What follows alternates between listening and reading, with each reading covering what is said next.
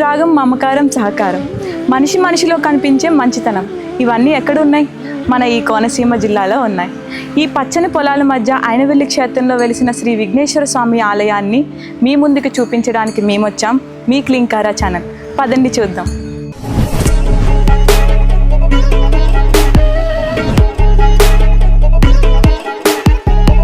మనం ఎలాంటి కార్యక్రమాలు మొదలుపెట్టినా సరే ఎలాంటి విఘ్నాలు కలగకుండా ముందుగా మనం పూజించేది విఘ్నేశ్వరుడు.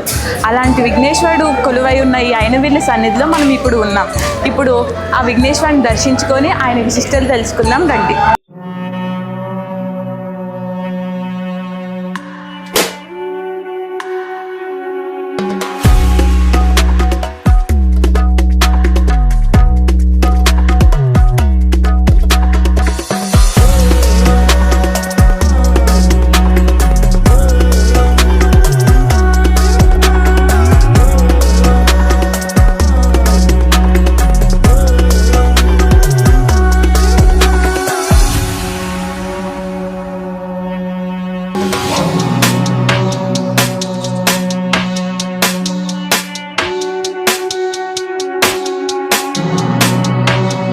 ఈ స్వామికి ఒక్క నార్కేలం సమర్పిస్తేనే కోరిన కోరికలు నెరవేరుస్తారని ఇక్కడ భక్తుల విశ్వాసం.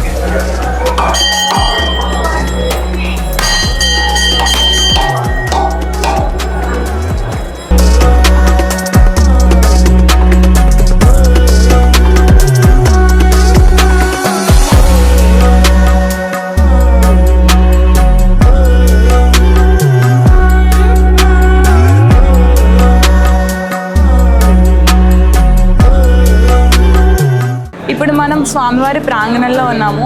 ఇక్కడ ఉగాది పర్వదినాన ఎంతో అద్భుతంగా ఈ పచ్చి పూలతో చాలా అందంగా గణనాథుని తండ్రి అయిన ఈ శివుణ్ణి ఎంత అందంగా అలంకరించారో చూడండి. ఇలాంటి అలంకరణ మనం ఎక్కడా కూడా చూసి ఉండము. ఎంతో అద్భుతంగా తీర్చిదిద్దారు. భక్తులు కూడా చాలా సంతోషంగా స్వామివారిని దర్శించుకునే ముందుగా ఇక్కడ ఈ స్వామివారిని దర్శించుకొని ఫొటోస్ దిగుతూ చాలా అందంగా ఉంది.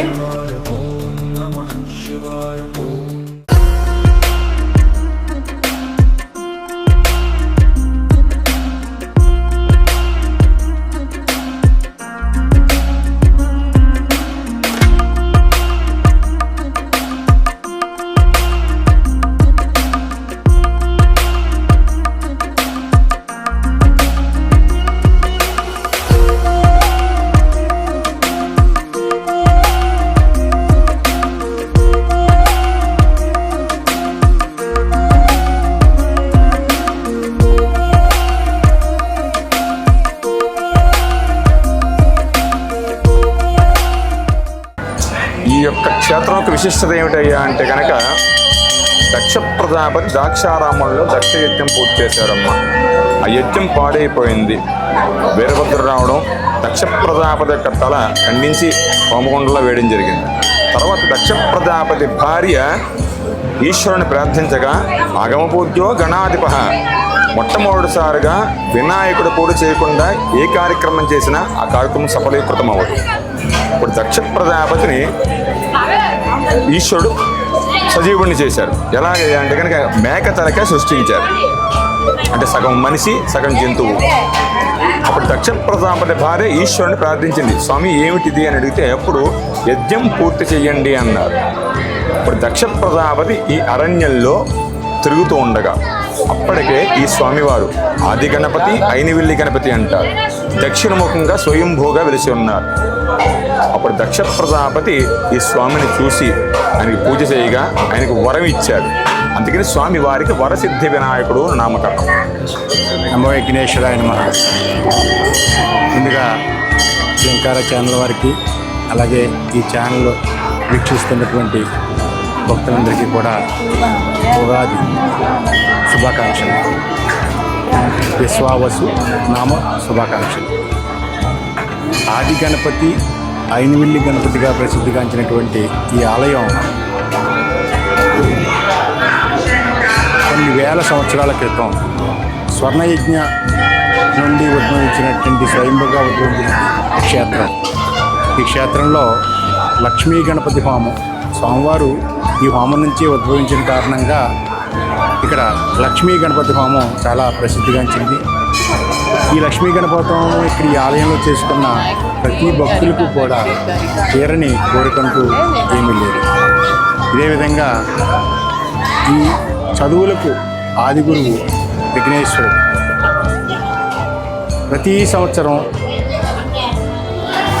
మాఘమాసంలో వచ్చే పంచమిని శ్రీ పంచమి రోజున విఘ్నేశ్వరుడికి ఆరాధన చేసి సరస్వతీదేవికి పూజ జరిపించి ఈ వార్షికంగా ప్రతిష్టాత్మకంగా పాల్గొనే పరీక్షలు ఏవైతే ఉన్నాయో ఆ పరీక్షలకి ఆ విద్యార్థులకి మానసికంగా మనోధైర్యం కల్పించడం కోసం ఈ స్వామివారికి 1,00,000 కలములతో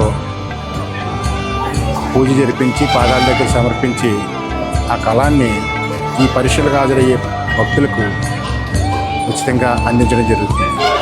ఆ విధంగా వారి యొక్క మనోధైర్యాన్ని మరింతగా పెంచి మంచి ఉత్తీర్ణత సాధించడం కోసం ఈ యొక్క ప్రతి సంవత్సరం జరిగే కార్యక్రమం. ఈ విధంగా ఈ ఆలయంలో అభిషేకం కానీ, లక్ష్మీ గణపతం కానీ, కరికి పూజ, ఉండ్రాళ్ళ పూజ, ఇలా వివిధ రకాల సేవలన్నీ కూడా చాలా ప్రతిష్టాత్మకంగా భక్తి శ్రద్ధలతో నిర్వహించడం జరుగుతుంది. మీ అందరి ద్వారా భక్తులందరికీ కూడా మరోసారి ఉగాది శుభాకాంక్షలు చెప్తూ సత్యనారాయణ రాజు కార్యనిర్వహణాధికారి. ఇక్కడ పంచభక్ష పరమాన్నాలతో సమానంగా చాలా అద్భుతంగా వివిధ రకాల ఫుడ్ ఐటమ్స్ అయితే పెడుతున్నారు.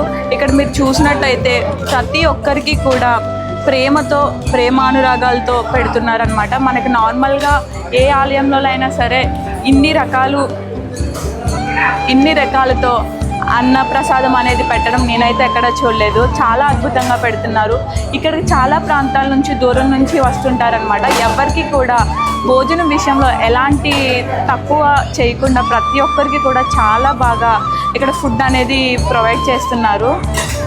మీరు కూడా వచ్చి ఇక్కడ స్వామివారిని దర్శించుకొని ఈ ప్రసాదాన్ని స్వీకరించి ఆయన అనుగ్రహం కలగాలని కోరుకుంటున్నాను.